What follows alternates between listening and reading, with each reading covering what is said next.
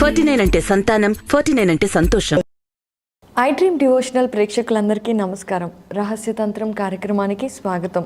ఈరోజు మనతో పాటు ప్రముఖ ఆధ్యాత్మికవేత్త, జ్యోతిష్య శాస్త్రవేత్తలు రాజన్ నంబూద్రి గారు ఉన్నారు. మరి గురువుగారితో మాట్లాడదాం. నమస్కారం గురువుగారు. నమస్కారం. గురుగారు, గోకర్ణ క్షేత్ర విశిష్టత గురించి మా ఐ డ్రీమ్ డివోషనల్ ప్రేక్షకులందరికీ తెలియచేయండి. తప్పకుండా తెలియజేస్తారమ్మా. ముందుగా శ్రీ మహాగణపతి దేవత విజయనమ్మ చూసేవంటి వీక్షబంధులకు అందరికీ నమస్కారం. గోకర్ణ అప్పుడే మనకి తెలిసేది మొట్టమొదటిసారిగా అది జ్యోతిలింగం. ఆ జ్యోతిలింగము శివుడి ఒక ఆత్మ నుండి ఉద్భవమైనటువంటి అంశ జ్యోతిలింగం. అయితే ఈ కథ చాలా విశేషంగా, చాలా పెద్దగా ఉంటుంది. నేను మీకు షార్ట్గా చెప్తాను. ఎక్కువగా చెప్తే అది మీరు వినలేరు, విసుకొచ్చేస్తుంది. షార్ట్గా చెప్తాను. అయితే ఒకనాడు రావణాసుడి ఒక మదరు, ఆవిడ గారు ఉసికతో లింగాన్ని తయారు చేసి పూజిస్తూ ఉంటుంది ఎంతో శ్రద్ధాభక్తితో. ఆ పూజ చేసి, అంటే సముద్ర తీరగానే వాడు ఎప్పుడు కూడా సూర్యోదయాన్ని కానీ సూర్యాస్తమికి కానీ ఇంట్లో పూజ చేసుకోవడానికి కోసం ఆవిడ తయారు చేసేది. నీళ్ళు వచ్చి కొట్టుకుపోయేది. ఆవిడ గారు తయారు చేస్తూ ఉంది, కొట్టుకుపోతూ ఉంటుంది. వికారంగా ఒక విశాలమైనటువంటి ఒక వాతావరణంలో కూర్చొని ఆవిడ, అంటే ఒక హాల్లో బాధపడుతూ కూర్చుంది. ఏమా ఇలా కూర్చున్నావు అనేసి రావణాసురుడు వచ్చేసి అడుగుతాడు. నాకు శివుడి ఒక ఆత్మలింగ కావాలిరా, నేను శివుడిని పూజిస్తుంటే కొట్టుకుపోతూ ఉంటుంది.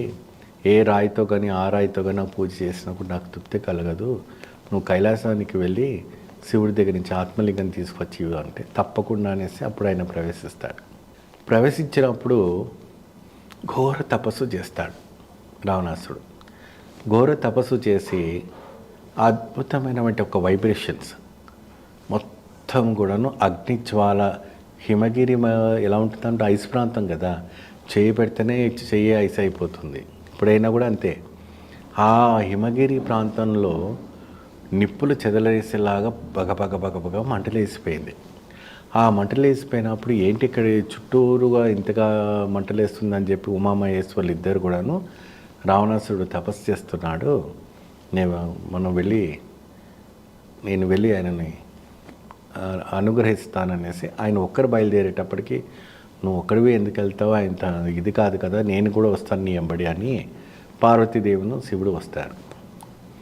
వచ్చేసి ఆయన ఒక తపస్సుకు మెచ్చి నీకేమి వరం కావాలా కోరుకో అప్పుడే రావణాసుని అడుగుతారు. సతీ సమేతంగా వస్తారు కాబట్టి 1000 కాంతితో, అంటే 1000 సూర్యకాంతితో జగజ్యోతిగా, మరి చంద్రమండల కాంతముతో మైమరిస్తున్నవంటి, మత్తెక్కిస్తున్నవంటి ఆ కండ్లు పార్వతీదేవివి, పట్టనిటువంటి నడుము సన్నగా వజ్రవైదూర్యముతో, అదే విధానంగా స్వామి భూషణం ఏదైతే వేసుకుంటారో ఆ ఒక అలంకారము. ఆయన శివుడిని వదిలిపెట్టి చూపంతా పార్వతి దగ్గరికి వెళ్ళిపోయింది. వెళ్ళిపోయినప్పుడు శివుడిని, నేను ఒక కోరిక కోరుతాను మహాప్రభువు, మీరు నాకు వరంగా ఇవ్వండి, మరి అది తిరిగి తీసుకోకూడదు அப்படின்னு. అప్పట్లో ఆయన బోలాబాలుడే కదా, బోలాశంకర్ అని అందుకే పేరు వచ్చేసింది. ఏది అడిగినా ఇచ్చేస్తారు. సర్లే అడుగు అంటే, మీ అర్ధాంగిని నాకు తోపొచ్చి పంపించండి, నేను మా లంకకు తీసుకెళ్తాను அப்படின்னு చెప్తారు. ఏమని తీసుకెళ్ళి నువ్వేం చేసుకుంటావే అంటే, ఏదో ఒకటి చేస్తాను, మీ భార్య నాకు పంపించండి அப்படின்னு ఒక అందమైన వంటి ఒక భార్యని ఆయన పట్టుకుని దానం చేసి వెళ్తుంటుంది. ఆ సమయంలో ఆవిడ గారు కాళిక రూపము అవతారం ఎత్తుతుంది. 10 చేతులు, 10 తలకాయలు, మెడలు, మళ్ళీ తర్వాత కపాలాలు, మాలలు, పూలు ఇవన్నీ వేసుకొని నాలుక విరబోసుకుని, నువ్వు వెనక తిరిగి చూడొద్దు, లంక దాకా నేను వస్తాను, నువ్వు వెనక తిరిగి చూస్తే నేను ఆగిపోతాను அப்படின்னு చెప్తుంది. అయితే అయినప్పటికీ కూడాను ఆయన ధైర్యంతో పార్వతిని నేను తీసుకొస్తున్న ఒక సంతోషంతో, ఉత్సాహంతో, ఆ సౌందర్యం ఇంకెక్కడ చూడలేదు. ఆయన ఒక స్త్రీ వ్యాహంతో ఎక్కువగా ఉంటాడు కాబట్టి ఆ ఒక ప్రభావంతో వెళ్తున్నాడు. సో నారదుడు త్రిలోక సంచారి కాబట్టి అప్పుడు రావణాసుడి దగ్గరికి వస్తారు.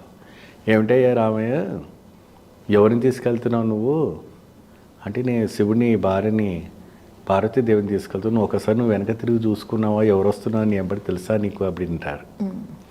అప్పుడు తిరిగి వెనక చూడంగానే అతి ఉగ్ర రూపంగా, అతి భయంకరంగా, అంత నలుపు వస్త్రంతో రక్తం కారుతూ కపాలాల నుంచి అంతా ఎదురు కారుతూ ఆయన అలాగే ఒక పసిబాడులుగా మారిపోయాడు.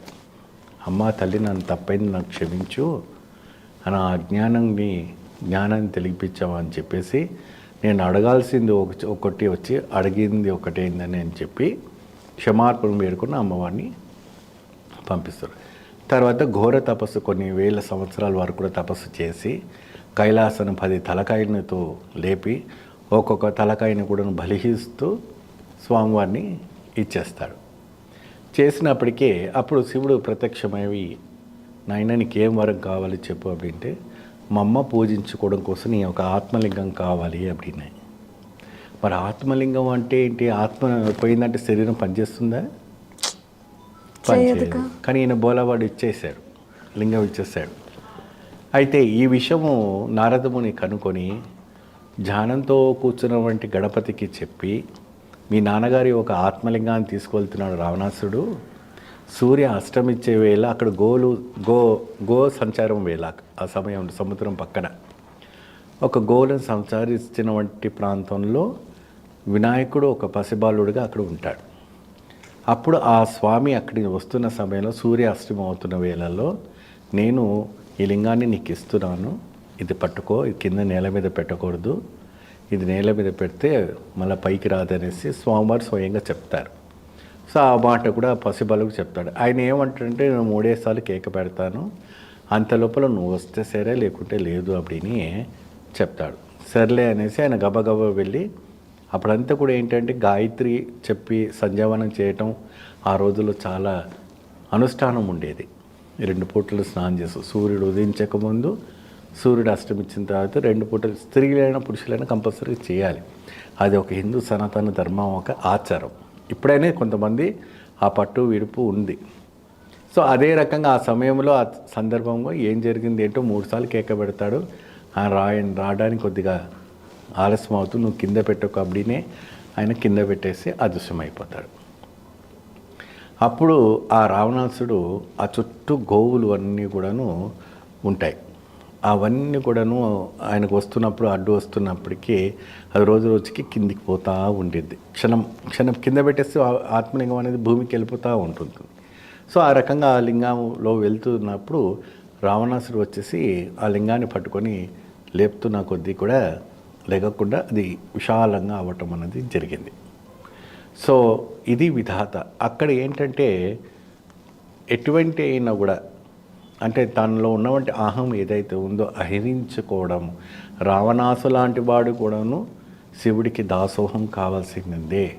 అంటే అక్కడ భక్తి ప్రాముఖ్యత కావాల్సిందే, ఏది కూడా సొంతం కాదు అనే ఒక నిదర్శనం అనేది మనకు చూపించడం జరిగింది. అక్కడ వచ్చినటువంటి భక్తులు ఎవరైనా కూడా గోకర్ణకు వెళ్ళినప్పుడు సముద్ర స్నానం చేసి శివునికి అభిషేకం చేసుకొని బిల్వపత్రము మడి తర్వాత జిల్లేడు పువ్వులు అంటారమ్మా. పింక్ పువ్వుస్ కాదు, వైట్ ఫ్లవర్స్ ఉంటాయి. ఆ ఫ్లవర్స్ని జిల్లేడ వైట్ ఫ్లవర్స్ని పెట్టి స్వామికి అర్చన పేరు గోత్రనామాలు చేసుకుంటే మీకు 7 తరాల ఉన్నటువంటి దోషం ఏదైతే ఉందో అన్నీ తొలగిపోయి ఆ గోకర్ణేశ్వర స్వామి అనుగ్రహ కటాక్షం లభిస్తుంది. గురుగారు చాలా చక్కగా ఆ గోకర్ణ ప్రదేశం యొక్క విశిష్టత గురించి తెలియజేశారు. ధన్యవాదాలు. శ్రీమన్నారాయణ.